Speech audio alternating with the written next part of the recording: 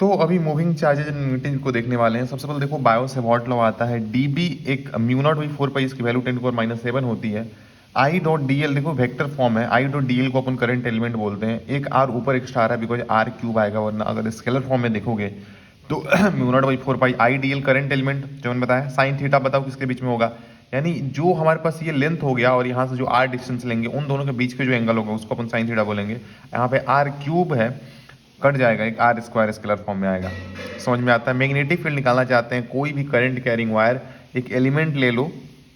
I dot d L और वहां से हम निकाल सकते हैं डायरेक्टली, ठीक है ना। आगे हम बात करते हैं, अगर मान लेते हैं फाइनाइट वायर है तो यहाँ पे साइन थीटा 1 साइन थीटा 2 आता है और ए यहाँ पे परपेंडिकुलर डिस्टेंस होता है, तो यहाँ पे मैग्नेटिक फील्ड लिखते हैं mu naught by 4 pi I by A sine theta 1 by sine theta 2। वही इन्फिनिटली लॉन्ग हो जाता है तो साइन 90 इतना दूर दूर हो जाएंगे कि 90 डिग्री हो जाएगा, तो 2 हो जाएगा, 1 प्लस 1 90 2 हो जाएगा, तो 2 आई बाई ए हो जाएगा, तो mu naught by 4 pi 2 I by A. अगर हम बात करते हैं सेमी इन्फिनिट तो इसका आधा कर दो तो mu naught by 4 pi I by A हो जाता है। अगर सेंटर पे बात करें यहाँ पे, और ये सब ध्यान देना है कि सर ये ए जो ले रहे हैं ये यहाँ से परपेंडिकुलर डिस्टेंस तो तुमको मालूम ही है, mu naught 4 by 2 I by A, ठीक है। हम बात करते हैं यहाँ पे सेंटर पे निकालते हैं ना, म्यू नॉट बाई 2 ये आर रेडियस होता है, ए यहाँ पे जो है ये वाला डिस्टेंस है यहाँ पे है ना, तो इसको आर बोल सकते हो अगर चाहो तो, या ए बोलते हैं, ए से याद किए हैं तो इसको रेडियस को ए बोल सकते हो। ये है इधर, सॉरी इधर डायग्राम है उसका, तो ये ए है रेडियस, ठीक है ना। ये मेंटोज मेथड होता है कि अगर मैं बोलूँ कि इसको एन टर्न कर दिया, सेम को ही अगर हमने एन टर्न में लपेट दिया तो मैग्नेटिक फील्ड फाइनली कितना हो जाएगा, तो फाइनल हो जाता है एन स्क्वायर, जो इनिशियल इसके सेंटर पे होगा उसका एन स्क्वायर टाइम हो जाता है, मतलब लेंथ वही रखा उसको ही रोटेट कर दिया एन टाइम्स, तो हमारे पास बी फाइनल हो जाता है एन स्क्वायर बी इनिशियल, ठीक है ना। और एन टाइम जितने वैसे ही देखते हैं यार, एन टर्न है तो एन से मल्टीप्लाई कर लेंगे, कोई खास बात नहीं। अगर मान लेते सेमी का निकालना है तो इसी का आधा कर दोगे, mu naught by 2 I by ये सेंटर पे होता था, आधा कर दो, 1/4 निकालना है 1/4 कर दो, बेसिकली हम एंगल को 2 पाई से डिवाइड करके ले रहे हैं। Mu naught by 2 I by ये तो होता ही है, और अल्फा बाई 2 पाई ले लेते हैं, ये रेडियन में होता है, कोई खास बात नहीं है। मेंटोज बताते हैं, अगर मान लेते हैं यहाँ से आई आया, इधर से आई निकल रहा है, तो अगर पूछता है यहाँ पे सेंटर बताओ कितना मैग्नेटिक फील्ड होगा, एक इधर गया एक इधर गया, तो सेंटर पे मैग्नेटिक फील्ड जो आता है वो 0 आता है, क्योंकि सर ये जितना उधर की तरफ बनाएगा उतना ही ये उसको कैंसिल कर देंगे, तो मैग्नेटिक फील्ड यहाँ पे सेंटर पे 0 आएगा। अच्छा, हम रिंग के बारे में बात करें तो रिंग से होता है mu naught by 2 I by A जो होता है, तो ऊपर ए स्क्वायर ले रहे हैं तो नीचे क्यूब 3/2 हो जाएगा। मतलब बेसिकली देखो यहाँ पे मैं ये बोलना चाहता हूँ कि mu naught by 2 I a square plus x square की पावर 3/2। रिंग के अंदर तुम जानते ही हो केस ये होता है, ये एक्सेस पे निकालना चाहते हैं, इसमें ए क्या है और एक्स क्या है, एक्स ये है, अरे यार sorry, mu naught by 2 I a square plus x square की पावर 3/2 हम ले लेते हैं। और अगर तुमको मालूम है कि हम ये रिंग में तो ये वाला केस तो आता ही है, और इसमें ये जो है ना ये x है और ये जो है ये a है, तो समझ में आता है कि ये a है ये x है, तो mu naught by 2 I a square plus x square root करेंगे तो ऊपर मान लो क्या बचेगा, नीचे बस a बचेगा, तो क्यूब लिए हैं ऊपर a स्क्वायर से कट के। अगर मान लेते हैं छोड़ो b मैक्सिमम कहाँ पे होता है, यहाँ पे, जब x मिनिमम होगा ये मिनिमम होगा, यानी x को अगर हम 0 ले लेंगे तो सेंटर पे पहुंच जाएगा, और अगर x को यहाँ पे 0 डालोगे तो देखोगे एक्चुअली में ये mu naught by 2 I by यही आ जाएगा, म्यू नॉट बाई 2 आई, और ए क्यूब रहेगा नीचे, चूंकि स्क्वायर से कट जाएगा, चूंकि ये खत्म हो चुका है तो ए क्यूब और कट जाएगा, तो हमारे पास mu naught by 2 I by यही आ जाएगा। फिल हुआ ना बात, सिंपल सी बात है। इन टर्न करना चाहते हो इनसे मल्टीप्लाई कर दो, कोई खास बात नहीं है। एम्पियर सर्कुलर लॉ जो होता है अल्टरनेट मेथड यूज करते हैं टू फाइंड मैग्नेटिक फील्ड, कोई खास बात नहीं है, ठीक है, समझ में भी आता है। और ये जो होता है यूजफुल होता है सिमेट्रिक केसेस के अंदर, ठीक है ना। इसको हम बोलते हैं line integration b dot d l is equal to mu naught, और यहाँ पे आई करंट कितना इनसाइड है, आई इनसाइड हम बोलते हैं, ठीक है ना। और ये जो होता है हमारे पास इसके अंदर देखो एक बाहर जा रहा है एक अंदर जा रहा है, तो पॉजिटिव निगेटिव लेते हैं बेस्ड ऑन की लूप का डायरेक्शन क्या है, अगर जा रहे हैं तो ऊपर वाले को सबको पॉजिटिव लेंगे, ऐसे करके समझ सकते हो लाइन इंटीग्रेशन होता है। और इससे कोई यूज करके निकाल सकते हैं अपन, जैसे वायर का निकालना, इन्फिनिटली का निकालना चाहते हैं, इन्फिनिटली लॉन्ग का, तो बी तो बाहर आ जाएगा, बी निकालना चाहते हैं, डीएल पूरा अगर मान लें मतलब इसी को यूज करके निकालते हैं बेसिकली, ठीक है ना। जैसे कि डीएल यहाँ पे निकालोगे तो 2 पाई आर हो जाएगा, क्योंकि अपना इसका जो लेंथ ले रहे हैं म्यू नॉट आई इनसाइड, इसके अंदर जो होगा वो एक वायर जा रहा होगा सिंपल, तो वायर का ले लेंगे करंट जो है, और वहां से ही निकालते आ जाता है। हॉलो सिलेंडर के बारे में बात करते हैं, तो हॉलो सिलेंडर में देखो सरफेस से अगर चार्ज आता है, ऑफ कोर्स हॉलो सिलेंडर में सरफेस से चार्ज आएगा, तो बाहर अगर निकालेंगे तो वही सिंपल वायर की तरह ट्रीट करके म्यू नॉट बाई 4 2 अगर लॉन्ग है, ये लॉन्ग वायर होगा, मैंने कहीं लिखा भी होगा इधर लॉन्ग ही, तो ये लॉन्ग वायर है, ठीक है। तो mu naught by 4 pi into 2i by A होता है यहाँ, सॉरी 2i बाई आर हो जाएगा। मान लेते हैं यहाँ से स्मॉल आर आउट साइड हम ले रहे हैं, म्यू नॉट वही इन्फिनाइटली लॉन्ग वाला सेम केस है। Surface mu naught by 4 pi 2i by r हो जाता है, सरफेस वाला केस हो गया। और बट इनसाइड अगर हम लूप बनाते हैं, कोई करंट आ ही नहीं रहा है, तो यहाँ पे इनसाइड जीरो हो जाएगा, ठीक है ना। और वही अगर सॉलिड के अंदर देखेंगे तो सॉलिड के अंदर थोड़ा बहुत करंट तो आता है डायरेक्टली प्रोपोर्शनल टू, सॉलिड के अंदर कुछ ही मालूम है तेरे को, ये इनवर्सली प्रोपोर्शनल टू आर होना ही है। और ऊपर आर का टर्म आएगा, क्यों आएगा डायरेक्टली प्रोपोर्शनल में, क्योंकि नीचे जो आर स्क्वायर होगा वो कांस्टेंट रहेगा। तो डायमेंशनली भी नीचे देखोगे आर एक आ रहा है। और वही चीज है कि आउटसाइड के अंदर वही सेम चीज है, infinitely long mu naught by 4 pi 2i by r, surface पे वही कैपिटल आर हो जाएगा, mu naught by 4 pi 2i by capital R, infinitely long है ये भी इनफिनिटली लॉन्ग है। और अगर इनसाइड देखोगे तो ये तो तुमको बताया mu naught by 4 pi 2i by r, नीचे आता, अब काट के देखो डायमेंशनली ये सही है, ऊपर आ रहेगा तो पहले डायरेक्टली प्रोपोर्शनल है, बाहर जाएगा तो इनवर्सली प्रोपोर्शनल हो ही जा रहा है, हमने देखा ही है। तो बाहर जाके इनवर्सली प्रोपोर्शनल, बाहर चूंकि ये वाला फॉर्मूला लगाओगे ना तो आर के इनवर्सली प्रोपोर्शनल हो जाएगा, ठीक है। सोलेनॉइड जो होता है बिहेव करता है जो बार मैग्नेट, ठीक है, इसके बाहर कोई फील्ड नहीं होता है, ठीक है। लॉन्ग सोलेनॉइड हम लेते हैं तो उसके अंदर एल बहुत ज्यादा होता है देन स्मॉल आर, ठीक है। इनसाइड जो होता है म्यू नॉट एन आई, इन जो होता है उसको बोलते हैं number per unit, number of turn per unit length, कितने टर्न है पर यूनिट लेंथ। यूनिफॉर्म होता है इसके अंदर magnetic field and along axis होता है, ठीक है। बी आउटसाइड जीरो होता है, ये जो उनको बता रहा था, एजेज पे होता है, सेंटर का जो मतलब बीच में जो होता है एक्सिस के उसके आधा हो जाता है सेंटर के ऊपर,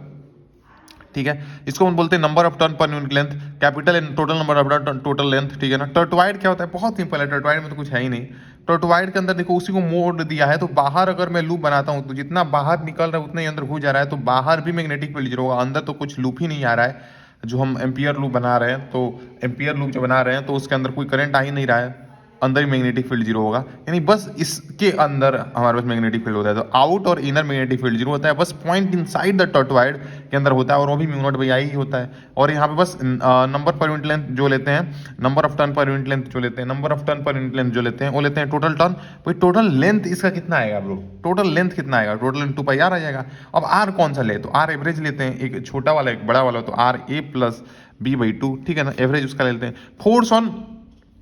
moving charge in magnetic field, बहुत सिंपल सा है, बहुत ही ज़्यादा सिंपल एक्चुअली में। Force on moving charge in magnetic field, अगर कोई चार्ज मूव कर रहा है तो वो खुद भी एक करंट की तरह बिहेव करेगा और वो मैग्नेटिक फील्ड बनाएगा, तो उसके ऊपर फोर्स कुछ ना कुछ लगेगा ऑलरेडी, अगर मैग्नेटिक फील्ड प्रेजेंट है तो, ठीक है। तो ये फोर्स जो आता है, ये तुमको मैंने चीज़ सिखा रखी थी कि बाद में बी लेना, हर केस में जितने भी फॉर्मूलाज होंगे बाद में, क्रॉस में हमेशा बाद में बी आता है। तो यहाँ पे होता है भी क्रॉस बी डॉट क्यू, चूंकि किसी भी वेलोसिटी से एंटर करेगा तो भी क्रॉस बी डॉट क्यू, यहाँ पे ऐसा होता है। और वही अगर हम देखें वायर के अंदर, अगर वायर जो है current carrying wire magnetic field में, तो इसके ऊपर फोर्स लगता है। और फोर्स के लिए यहाँ पे अपन इसको फोर्स याद रखते हैं अपन, IBL होता है। तो यहाँ पे जो होगा बी तो बाद में होगा, और क्यू को रिप्लेसमेंट में आई के यूज करते हैं, तो क्यू के बदले में आई यहाँ पे यूज करते हैं अपन, और एल पहले आएगा चूंकि बी बाद में आना है, तो एल क्रॉस बी हो जाएगा, ठीक है ना। करंट कैरिंग वायर जो होता है उसको जो फोर्स लगता है। और अगर कंडक्टर कोई मूविंग चार्ज में मूव कर रहा है, अगर मान लेते हैं कंडक्टर है कोई, सॉरी मैग्नेटिक फील्ड के अंदर मूव करता है, तो उसके अंदर ईएमएफ इंड्यूस होता है, और ईएमएफ जो इंट्रोड्यूस होता है उसको भी अपन लिखते हैं इसी एक फॉर्मेट में। तो होता है हमारे पास क्या होता है, बवाल BVL, तो पर इसके अंदर हमारे पास बी बाद में आएगा, तो भी क्रॉस बी डॉट एल होता है। सर क्यों ये तो उस वही वाला फॉर्मेट है, तो उसको भी क्रॉस बी डॉट लिख सकते हो, कोई खास बात नहीं है ना, ठीक है, कोई खास बात नहीं है। बवाल के अंदर भी क्रॉस बी डॉट एल ही आता है, ठीक है ना। अब बात करते हैं, देखो इसके अंदर जो होता है कोई भी क्रॉस प्रोडक्ट देखोगे, तो अगर सी को क्रॉस मल्टीप्लाई ए और बी से करेंगे तो c perpendicular to a perpendicular to b होता है। वैसे ही जो इसके अंदर फोर्स आएगा वो वेलोसिटी का हमेशा परपेंडिकुलर होगा, यानी हमेशा डायरेक्शन ही चेंज करेगा, और मैग्नेटिक फील्ड का हमेशा मतलब परपेंडिकुलर ही होगा। इसको अगर हम इससे बाहर निकालेंगे तो साइन थीटा आ जाएगा, तो क्यू भी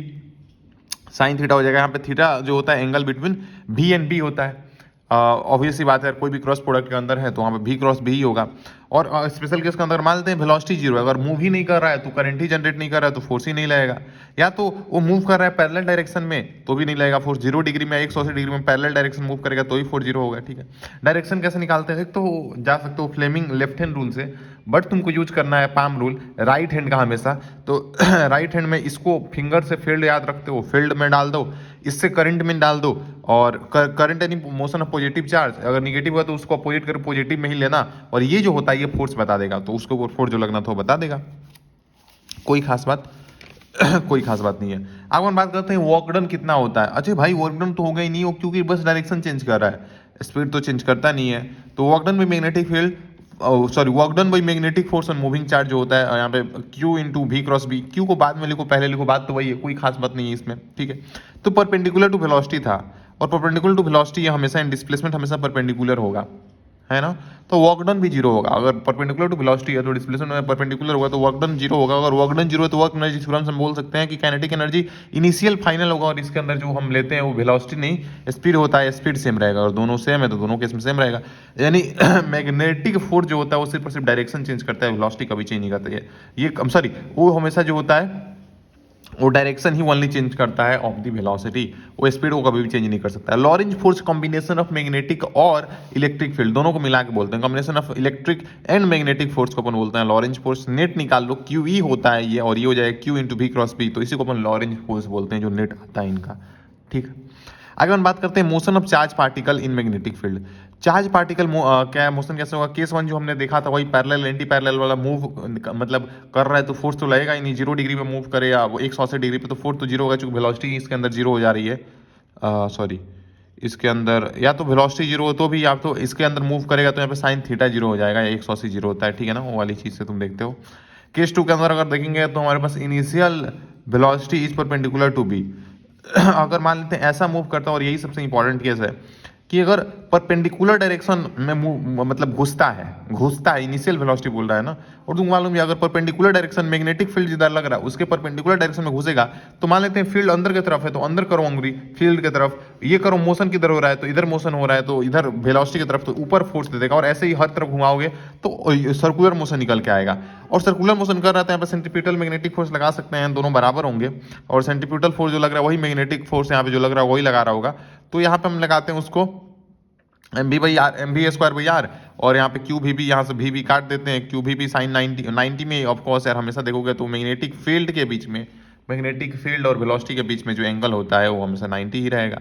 तो यहाँ पे हो जाएगा एम आर, हमें रेडियस निकालना था किस रेडियस में मूव करेगा, ये इंपॉर्टेंट है। एक ध्यान देना कि टाइम पीरियड हमेशा सेम रहता है, अगर बहुत तेज वेलोसिटी से आएगा तो वो रेडियस ज़्यादा अपना कर लेगा बट टाइम पीरियड वही रखेगा। टाइम पीरियड डिपेंड ही नहीं करता है किस वेलोसिटी, धीरे आएगा तो एकदम छोटे सर्कल में घूमेगा, तेज आएगा तो ज़्यादा सर्कल में घूमेगा, सिंपल सी बात है। तो रेडियस जो अपन निकालते आता है एम भी मोमेंटम है बाई क्यू भी, ठीक है। और टाइम पीरियड निकालना चाहते हो तो यहाँ से आगे निकाल सकते हो तुम कि टाइम पीरियड जो होता है 2πr distance by speed, 2πr distance होता है स्पीड, तो हमने 2πr रेडियस में निकालता है m b by q b, और ये भी कट जाएंगे तो यहाँ पे 2πm, इसको याद कैसे रखोगे 2π टाइम पीरियड के अंदर, और इसके अंदर वेलोसिटी कट गया था इधर से तो एम क्यू बी से, ठीक है, 2πm क्यू बी, इसको भी याद रखोगे momentum q b, m b q b, है ना, और 2πm बी क्यू बी, ठीक है। इसके अंदर जो फ्रीक्वेंसी हो जाएगा 1 टाइम पीरियड से निकाल सकते हो। रेडियस देखो अब इस अलग अलग टर्म में हम मान लेते हैं मोमेंटम के टर्म में, तो इसको मोमेंटम में कन्वर्ट कर देंगे, मोमेंटम काइनेटिक एनर्जी के टर्म में कन्वर्ट करना √2m के से कर देंगे, नीचे क्यू बी रहेगा। और इसी को अगर लिखना चाहें तो वोल्टेज भी के टर्म में भी लिख सकते हैं। जैसे मान लेते हैं अगर कोई भी देखोगे ना क्यू चार्ज भी वेलोसिटी से मूव करता है, कोई भी अगर क्यू चार्ज जो है जीरो पोटेंशियल से एक्सेलरेट होता है पोटेंशियल भी तक, तो वर्क डन जो होता है क्यू डेल्टा भी होता है, या क्यू भी बोल सकते हैं उसको, वर्क डन काइनेटिक एनर्जी बोल सकते हैं। तो काइनेटिक एनर्जी को हम रिप्लेस कर सकते हैं इधर क्यू भी से, इसके ऊपर भी क्वेश्चन आपको मिल सकते हैं। हम बात करते हैं कि रेडियस अगर सेम होता है, ये तो चीज़ तुमको मालूम है ना, ये फील होना चाहिए कि जीरो पोटेंशियल से यहाँ तक जाता है तो वर्क डन इसमें जो होता है क्यू डेल्टा भी होता है, और क्यू डेल्टा भी को ही अपन काइनेटिक एनर्जी रिप्लेस करके क्यू भी बोल सकते हैं। अगर रेडियस सेम है तो काइनेटिक एनर्जी ऑफ गिवन, अगर रेडियस सेम है तो kinetic energy of one given, अच्छा क्वेश्चन है ये वही कि अगर मान लेते हैं कि बोल रहा है कि अगर आर सेम है, ये एक अच्छा अलग तरह का क्वेश्चन मान लेते हैं, अलग तरह का क्या मतलब, इतना दिमाग तो आपके एग्जाम में चलना चाहिए। अगर मान लो एक क्वेश्चन दिया पूछ रहा बोल रहा है उसके अंदर की रेडियस सेम है और काइनेटिक एनर्जी किसी एक का, मान लो 2 केस दिया, दोनों जो है वो सेम रेडियस मूव कर रहे हैं और एक का काइनेटिक एनर्जी वो दिया हुआ है दूसरे का पूछ रहा है, तो हम कैसे लगा सकते हैं फॉर्मूला, ये रेडियस सेम दिया तो रेडियस को बराबर कर दो, और काइनेटिक एनर्जी के टर्म में फॉर्मूला लिखे काइनेटिक एनर्जी का दिया है दूसरे का निकालना निकाल सकते हो। तो ये दिमाग इतना चलना चाहिए कि बराबर दिया तो बराबर करके ऐसे निकाल सकते हैं। किस तरीके के अंदर बोला इनिशियल वेलोसिटी जो है, अच्छा इनिशियल वेलोसिटी जो कुछ एंगल पे घुस रहा है तो कुछ एंगल पे घुसेगा, अगर मान लेते हैं यहाँ पे तो इसका दो कंपोनेंट होगा, अगर ये थीटा है तो इधर कॉस थीटा आएगा, इधर साइन थीटा। परपेंडिकुलर जो होता है, परपेंडिकुलर से मैग्नेटिक फील्ड में घुसना चाहिए, मैग्नेटिक फील्ड इधर से परपेंडिकुलर में घुसा तो ये वाला ऐसे सर्कल घूमेगा, बट सामने वाले को इन्फ्लुएंस करना नहीं है, तो इस वेलोसिटी से यूनिफॉर्मली स्ट्रेट लाइन में आगे बढ़ते जाएगा, हेलिकल पाथ बनाएगा। क्वेश्चन आता है कौन सा पाथ बनाता है, हेलिकल पाथ बनाता है। और सर इसके अंदर जो भी साइन थीटा है उसके वजह से, तो भी साइन थीटा की वजह से सर्कुलर मोशन करेगा, और भी कॉस थीटा जो है पैरेलल टू बी है, और पैरेलल टू बी हो गया तो यहाँ पे कोई फोर्स नहीं लगेगा। अभी तो तुमको मैंने बताया था कि अगर पैरेलल टू बी हो जाए तो इधर कोई फोर्स नहीं लगता है 0 डिग्री 180 डिग्री पे, तो नहीं लगेगा फोर्स, तो इधर यूनिफॉर्म वेलोसिटी से मूव करेगा तो हेलिकल पाथ बनाएगा। और यहाँ पे जो रेडियस होता है, अब रेडियस में तुमको बताया था मैंने, भी परपेंडिकुलर ही लेते हैं, ऊपर हमने माना ही था परपेंडिकुलर घुसता है तो परपेंडिकुलर वेलोसिटी है ये, क्योंकि तभी तो हमने साइन 90 किया था, ये परपेंडिकुलर वेलोसिटी थी भाई। तो परपेंडिकुलर वेलोसिटी यहाँ पे लेते हैं, परपेंडिकुलर वेलोसिटी यहाँ पे भी साइन थीटा है, तो एम भी साइन थीटा वही परपेंडिकुलर वेलोसिटी भाई क्यू भी वही चीज़ है। और टाइम पीरियड जो होता है इन सब पे डिपेंड ही नहीं करता है, किसी वेलोसिटी से इंडिपेंडेंट होता है भी एन आर से, किस रेडियस पे घूमेगा, किस वेलोसिटी, वो अपने टाइम पर उतना ही लगेगा। मैंने बताया ना, अगर स्लो स्पीड से आएगा तो छोटा सर्कल बनाएगा, बहुत तेज आएगा तो बड़ा सर्कल में घूमेगा, टाइम पीरियड वही रखेगा। तो टाइम पीरियड 2πm/q भी ही रहता है, और सेम ही रहता है इंडिपेंडेंट ऑफ भी किस वेलोसिटी से घूमा है, वेलोसिटी का एक ही कंपोनेंट आ रहा है, वेलोसिटी कम हो गया, उससे क्या मतलब है, टाइम पीरियड तो उतना ही रहेगा। और पिच क्या होता है, एक बार घूमने में कितना डिस्टेंस आगे बढ़ा, तो किस वेलोसिटी से आगे बढ़ा था भी कॉस थीटा से, और कितना टाइम लगा उतना में, तो टाइम पीरियड ले लोगे कि एक टाइम पीरियड में जितना घूमेगा उतने देर में कितना बढ़ा, तो कितना वेलोसिटी था, और वो टाइम पीरियड से मल्टीप्लाई कर दोगे ना, ठीक है, फील होता है, समझ में भी बात आती है। अब हम बात करते हैं ट्रांसवर्स फील्ड का मतलब होता है परपेंडिकुलर फील्ड, ठीक है ना। मेगा का मतलब होता है 10⁻⁶, गीगा का मतलब होता है 10⁹। मेगा 10�6 होता है, गीगा 10⁹ होता है, ठीक है। हम बात करते हैं path of charge particle if, अच्छा इधर अब पाथ वाले के बारे में देखो। पहले हमने मोशन देखा, मोशन कैसा करेगा, मोशन का हमने बता दिया अलग अलग, सर्कुलर मोशन कर रहा है, एंगल पे घूम रहा है तो हमारे पास हेलिकल मोशन कर रहा है। अब बात कर रहे हैं पाथ जो होगा वो चार्ज पार्टिकल का, इन बहुत इलेक्ट्रिक फील्ड मैग्नेटिक फील्ड दोनों प्रेजेंट है तो क्या होगा। केस ये हो सकता है कि अगर दोनों के दोनों पैरेलल है और इसी पैरेलल में घुस रहा है ये चार्ज, तब तो भाई बी के पैरेलल हो जा रहा है तो इसमें मैग्नेटिक फोर्स 0 लगेगा, हाँ इलेक्ट्रिक फोर्स लगेगा, क्योंकि और देखो यहाँ पर अगर निगेटिव इलेक्ट्रॉन होता तो पीछे की तरफ फोर्स लगता ना, अगर इलेक्ट्रॉन इंटर करता तो पीछे की तरफ फोर्स लगता, तो स्पीड डिक्रीज करता है, क्योंकि इधर पॉजिटिव कोई चार्ज होगा वही तो इलेक्ट्रिक फील्ड निकाल रहा होगा, तो पॉजिटिव इधर कोई चार्ज अगर यहाँ पे इलेक्ट्रॉन घुसता है तो उधर भगेगा, उस पर उधर फोर्स लगेगा, क्यूई जो फोर्स लगेगा। बट यहाँ पॉजिटिव चार्ज है तो इधर से अवे ही लगेगा, तो क्यूई हो जाएगा, ठीक है। यहाँ पे मैग्नेटिक फोर्स 0 होगा क्योंकि दोनों पैरेलल है। यहाँ पे केस हमने लिया था तीनों के तीनों पैरेलल थे, वेलोसिटी ये, तो इलेक्ट्रिक फील्ड तो अपना फोर्स लगा लेगा, और ये जो होगा स्ट्रेट लाइन के अंदर मूव करेगा। मान लेते हैं वेलोसिटी, अच्छा यहाँ पे एक्सेलरेशन निकाल सकते हैं फोर्स से, फोर्स एक्सेलरेशन होता है फोर्स बटा मास, हाँ हमेशा यूज कर सकते हो इस चीज़ को। तो यहाँ पे जो हम एक्सेलरेशन बोलेंगे, फोर्स जो बोलेंगे वो q e by mass m, और ये हमेशा देखो यूज कर सकते हो एक्सेलरेशन के लिए, एफ एम वाला है ना, और या तो f is equal to m हमेशा मतलब ऑफकोर्स यूज कर सकते हो फिजिक्स में कहीं पे भी डालना चाहो तो हमें वेलोसिटी निकालना चाहते हैं आफ्टर टाइम टी, तो वेलोसिटी फाइनल जो होगा इनिशियल वी नॉट से जो घुसा था, एक्सेलरेशन जो है वो क्या है, q m by sorry q e by m होता है ना, फोर्स बटा, अरे भाई क्या है, क्यू ई फोर्स हो गया और भाई एम एक्सेलरेशन हो गया, तो एक्सेलरेशन किस एक्सेलरेशन चल रहा है इनटू टाइम टी कर देंगे। अगर ये सब ये बहुत इंपॉर्टेंट ज़्यादा केस है कि अगर मान लेते हैं तीनों के तीनों म्यूचुअली परपेंडिकुलर है तो क्या होगा, electric field magnetic field perpendicular और वेलोसिटी जो घुस रहा है वही परपेंडिकुलर है, तो मैग्नेटिक फील्ड अंदर की तरफ है देखोगे, और इलेक्ट्रिक फील्ड इधर है, वेलोसिटी इसके इधर, तीनों म्यूचुअली परपेंडिकुलर है। तो देखोगे तीन चीज हो सकती है, मैग्नेटिक फोर्स ऊपर की तरफ लगेगा, फील्ड की डायरेक्शन में डालो और मोशन पॉजिटिव चार्ज करो ऊपर की तरफ आएगा तो ऊपर लगेगा वो, और इलेक्ट्रिक फील्ड नीचे लग रहा है और पॉजिटिव चार्ज तो नीचे अपने डायरेक्शन में लगाएगा, ऑफकोर्स इधर पॉजिटिव है तो इससे अवे ही लगेगा। तीन केस हो सकता है, या तो मैग्नेटिक फोर्स ज़्यादा हो, तो मैग्नेटिक फोर्स ज़्यादा है तो ऊपर वाला ज़्यादा डोमिनेट करेगा पैराबोलिक, अगर इलेक्ट्रिक फील्ड ज़्यादा है तो नीचे पैराबोलिक, और दोनों बराबर होगी, इसको अपन बोलते हैं वेलोसिटी सेलेक्टर, कांस्टेंट वेलोसिटी से मूव करेगा। और यहाँ पे एक बहुत इंपॉर्टेंट रिलेशन आता है ई बाई बी निकल के, इससे पे क्वेश्चन आता है, निकाले कहाँ से ये वेलोसिटी सेलेक्टर, दोनों के दोनों फोर्स बराबर हो गए, यानी इलेक्ट्रिक फील्ड मैग्नेटिक फील्ड अगर वेलोसिटी सेलेक्टर के अंदर बराबर हो गया तो Q is equal to q भी साइन 90 है, ऑफकोर्स 90 डिग्री पे घुसा था हमको मालूम है, तो क्यू क्यू कट जाता है तो E is equal to v भी, और यहीं से हम वेलोसिटी निकालते हैं तो E बाई बी आता है, और यही वेलोसिटी सेलेक्टर बोलते हैं, कोई खास बात नहीं।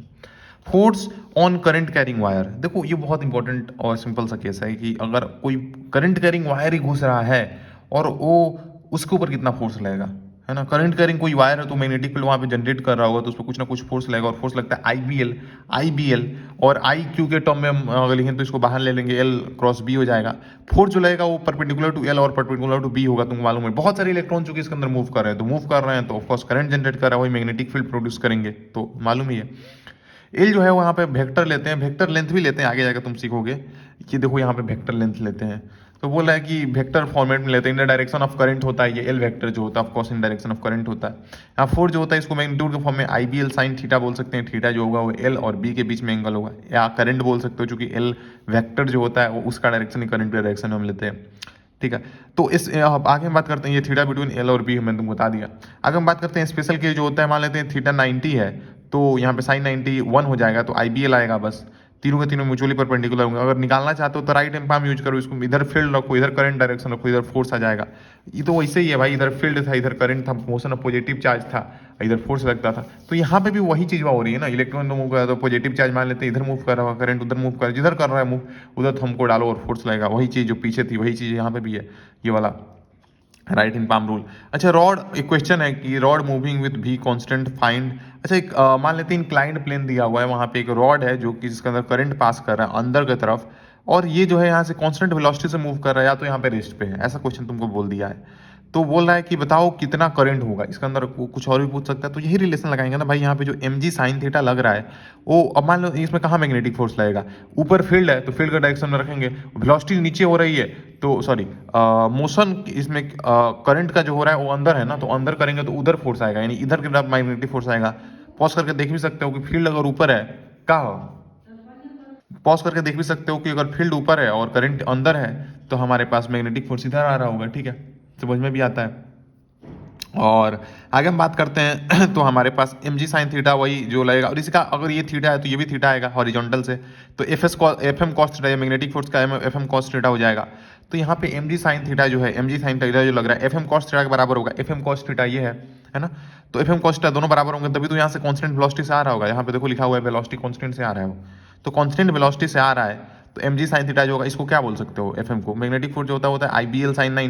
90 को ले रहे हैं, चूंकि यहाँ पे देख रहे हैं हम करंट अंदर की तरफ, मैग्नेटिक फोर्स मैग्नेटिक फील्ड ऊपर है तो 90 डिग्री है उनके बीच में, तो आई बी एल कॉस थीटा तो इसका कंपोनेंट था ना, तो कॉस थीटा ये रहेगा, और यहाँ से आगे सॉल्व करके निकाल सकते हो जो चीज़ निकालने से, मान लो क्यों निकालना था, क्या पूछा था करंट, तो निकाल लो, बाकी सारे टर्म्स को उधर भेज के अपन। अगर मान लेते हैं बी कांस्टेंट है तो टेक वेक्टर लेंथ, ये इंपॉर्टेंट है, कब वेक्टर लेंथ लेते हैं, जब बी कांस्टेंट होता है तो वेक्टर लेंथ लेते हैं, ठीक है ना, या डिस्प्लेसमेंट लेंथ भी इसको बोल सकते हैं, आई बी एल, एल जो होता है ये डिस्प्लेसमेंट लेंथ लेते हैं, ठीक है ना। अब मान लो एक इंपॉर्टेंट चीज ध्यान देना कि फोर्स जो होता है लूप के ऊपर ना, मान लेते हैं ये एक लूप हो गया करंट कैरिंग, तो इसके ऊपर भी फोर्स लगेगा, मैग्नेटिक फील्ड के अंदर, मैग्नेटिक फील्ड के अंदर इसमें फोर्स लगेगा, तो अगर लूप क्लोज है ना तो नेट डिस्प्लेसमेंट लेंथ जीरो हो जाता है, तो फोर्स जीरो होता है। जैसे ये लूप हो गया, बोल रहा है कि इसके ऊपर एक आर्म के ऊपर फोर्स अगर मान लेते हैं एफ वेक्टर लग रहा है, तो बाकी का रिमेनिंग आर्म कितना लगाएंगे, पूरा जीरो करना है तो रिमेनिंग मिलकर माइनस एफ लगाएंगे, ताकि होता है कि जीरो हो जाए, ठीक है ना, ताकि एफ नेट जीरो आ पाए, ठीक है ना। अगर बात करते हैं force on two parallel current carrying wire, बहुत सिंपल है, दो करंट कैरिंग वायर जो होते हैं ना अगर पैरेलल जा रहे हैं तो अट्रैक्ट करते हैं, क्योंकि इसका फील्ड अगर देखोगे तो अंदर की तरफ यहाँ पे बनाएगा, और इसका फील्ड अगर देखोगे तो बाहर की तरफ इधर यहाँ बनाएगा, और वैसे ही अगर इसका देखोगे तो यहाँ पे अंदर की तरफ, चूंकि दोनों एंटी पैरेलल हैं तो दोनों अंदर तो रिपेल करेंगे, ये एंटी पैरेलल वाले रिपेल करते हैं, पैरेलल वाले अट्रैक्ट करते हैं, ये चीज ध्यान रखो। और इसके अंदर फोर्स पर यूनिट लेंथ होता है, बड़ा इंपॉर्टेंट है, फोर्स मत देखने लगना, फोर्स पर यूनिट लेंथ जो होता है म्यू नॉट बाई 4 पाई। यहाँ पे जैसे मान लेते हैं एक इन्फिनाइटली लॉन्ग, ये लॉन्ग वायर है सब, इन्फिनाइटली लॉन्ग होता है तो होता है mu naught by 4 pi 2 I by है, यहाँ पे दो होते हैं, तो यहाँ पे बस ऐसे ध्यान रखो 2 I1 I2 बाई, यहाँ पे डी उनके बीच का डिस्टेंस होता है, I1 I2 बाई डी हो जाता है, तो mu naught by 4 pi 2 I1 I2 by D हो जाता है, ठीक है ना। जैसे अब इस एक बहुत अच्छा सा क्वेश्चन इस पे पूछते हैं कि मान लेते हैं यहाँ पे आई करंट जा रहा है और इसको एक सर्कुलर लूप हमने बना दिया, अब बताओ इस पे किधर फोर्स लगेगा, तो मैं बोलूंगा भाई बहुत ज़्यादा सिंपल है, अगर हम देखेंगे तो इसके ऊपर जो फोर्स ऊपर की तरफ लगेगा उतना ही नीचे की तरफ लगेगा, तो ये दोनों आपस में कैंसिल हो जाएंगे, और नेट फोर्स जो बचेगा F1 माइनस F4 अगर हम घटा देते हैं तो नेट फोर्स बचेगा। अब देखो इसमें कॉमन निकाल सकते हैं, क्योंकि दोनों में इतना टर्म तो कॉमन ही आएगा,